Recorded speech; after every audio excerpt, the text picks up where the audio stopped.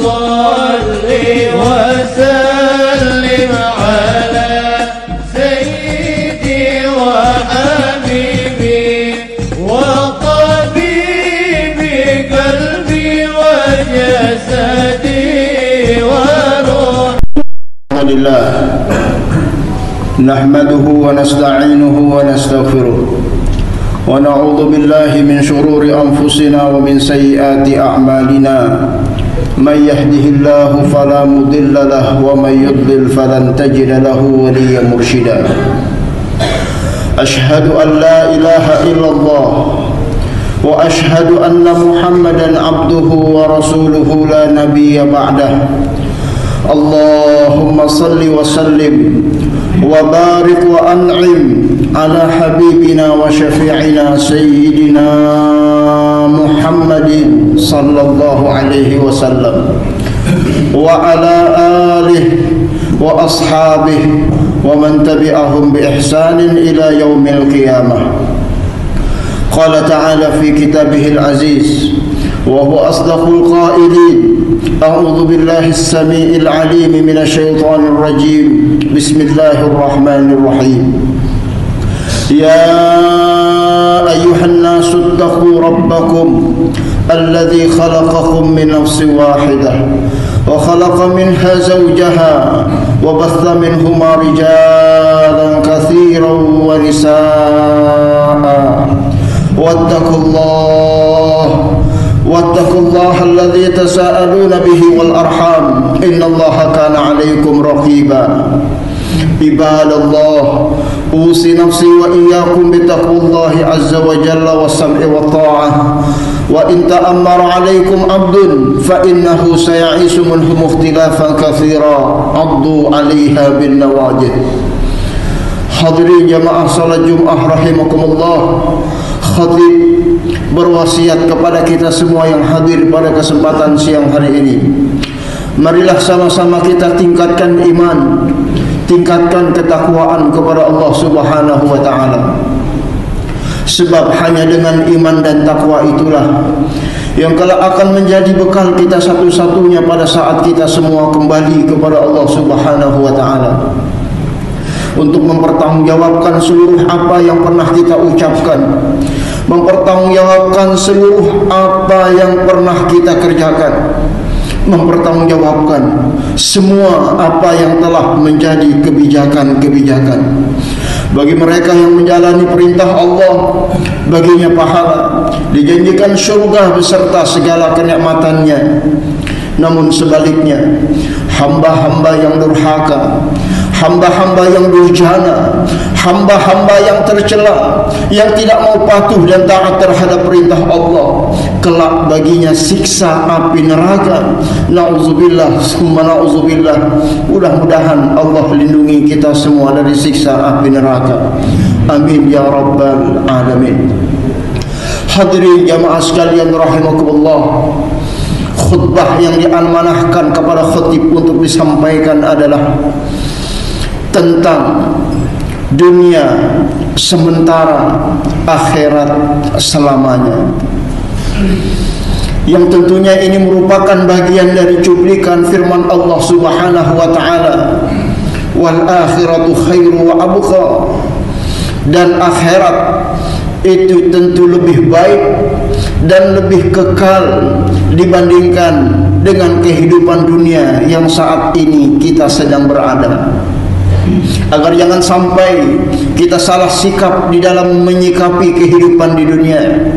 Sebab kehidupan kita yang hakiki, yang sebenarnya hidup nanti pada saat kita sudah semuanya kembali kepada Allah Subhanahu wa taala. InsyaAllah itulah kehidupan kita yang pastinya kekal abadi selama-lamanya. Mudah-mudahan di sana kita bahagia. Mudah-mudahan di sana kita bisa kembali berkumpul bersama orang-orang beriman yang telah mendahului kita, bersama kekasih orang-orang yang telah kita cintai karena Allah, bersama baginda Nabi besar Muhammad sallallahu alaihi wasallam. Oleh karena itu hadirin jamaah sekalian rahmatullah, upaya-upaya yang perlu kita optimalkan dalam kehidupan di dunia, sebanyak-banyaknya mengumpulkan bekal yang berbuah pahala agar kelak kita termasuk orang-orang yang dinilai oleh Allah layak untuk menggapai rahmat dan kasih sayangnya, sehingga kita semua bisa berkumpul bersama-sama di surganya Allah Subhanahu wa ta'ala. Ibadallah, oleh karena itu maka harus benar penyikapan kita terhadap dalam kehidupan di dunia. Makanya di dalam sejarah disebutkan bagaimana orang-orang saleh sebelum kita menyikapi kehidupan yang akan nanti kita tinggalkan selama-lamanya. Ibadallah, tentu tidak ada contoh yang paling layak untuk kita sebutkan kecuali contoh yang pernah diperlihatkan dalam kehidupan baginda Nabi Muhammad sallallahu alaihi wasallam.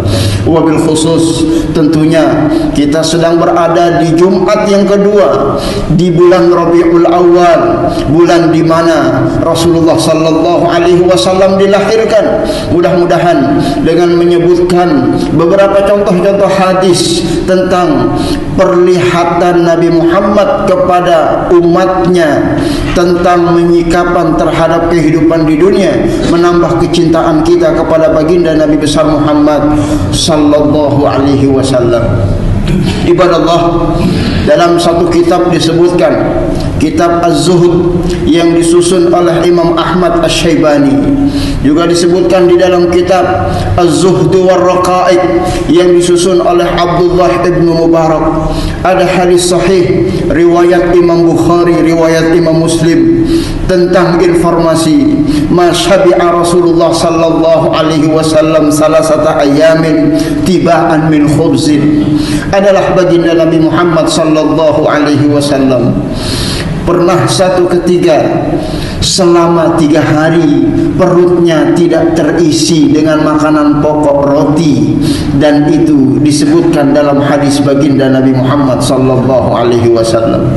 Ibadallah, dalam hadis riwayat Imam Muslim disebutkan laqad mata Rasulullah sallallahu alaihi wasallam ma syabi'a min khubzin wa zaitin fi yaumin wahidin marrataini.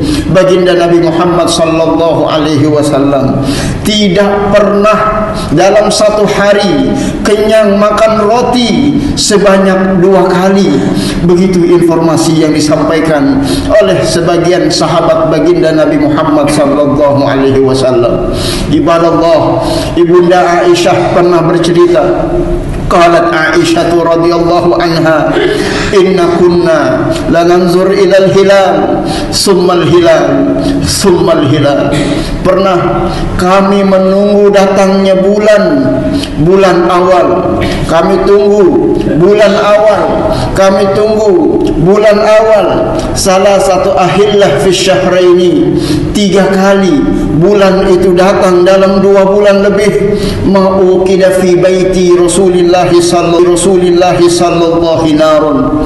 Tidak pernah dapur baginda Nabi Muhammad sallallahu alaihi wasallam menyala api karena tidak ada makanan pokok yang bisa dimasak oleh istri beliau baginda Rasulullah sallallahu alaihi wasallam. Ibadallah, informasi ini mendapatkan satu pertanyaan besar di kalangan para sahabat, sampai-sampai Ibunda Aisyah dipertanyakan oleh sebagian para sahabat, fasu'ilat fama kana yu'ayyishukum. Wahai Ibunda Aisyah, lalu bagaimana engkau dengan keluarga Rasulullah serta Rasulullah bisa hidup kalau selama 3 bulan purnama tidak ada makanan yang dimasak di dapurnya Rasulullah sallallahu alaihi wasallam? Qalat, Ibunda Aisyah bercerita, al-aswadan, kami hanya makan aswadan. Aswadan itu adalah at-tamr wal ma', hanya butir-butir kurma dan teguk-teguk air.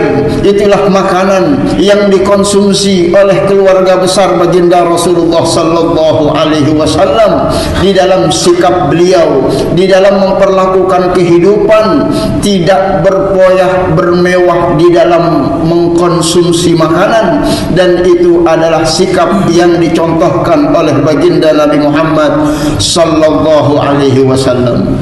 Hadirin jamaah sekalian rahimahullah, tentu saja hadis-hadis yang senada, hadis-hadis yang serupa sangat banyak bertebaran dalam kitab-kitab hadis yang disusun oleh para ulama.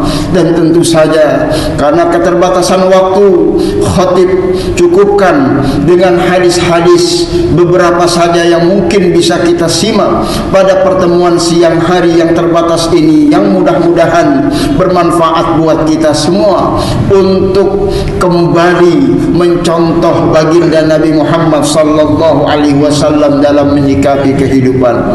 Ibadallah, seorang sahabat Nabi yang bernama Anas bin Malik radhiyallahu anhu pernah bercerita, ma'akala Nabi sallallahu alaihi wasallam khubzan murfiqa. Rasulullah tidak pernah makan roti yang lembut. Roti yang dimakan Rasulullah adalah roti yang kasar, yang harganya murah, dan itulah yang diceritakan oleh Sayyidina Anas. Wala syatan masmutah hatta laqiyallah. Masbutah dalam kitab hadis disebutkan maksudnya adalah masywiyah.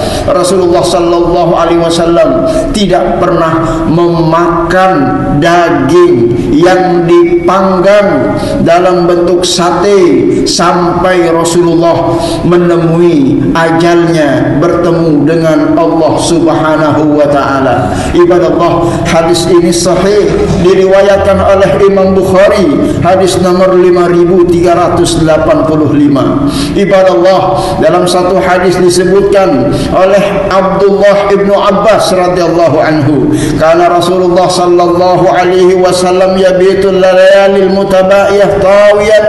Adalah baginda Rasulullah sallallahu alaihi wasallam pernah beliau dalam satu malam wa ahluhu la yajiduna asya'an, keluarga beliau tidak mendapatkan makan malam yang bisa dikonsumsi, karena memang begitulah kesederhanaan kehidupan baginda Nabi Muhammad sallallahu alaihi wasallam. Hadis diriwayatkan oleh Imam At-Tirmizi. Hadirin jamaah sekalian rahimahullah, Abu Hurairah radhiyallahu anhu pernah bercerita, kana Rasulullah sallallahu alaihi wasallam yarbitu ala batnihi al-hajar min al-ghars.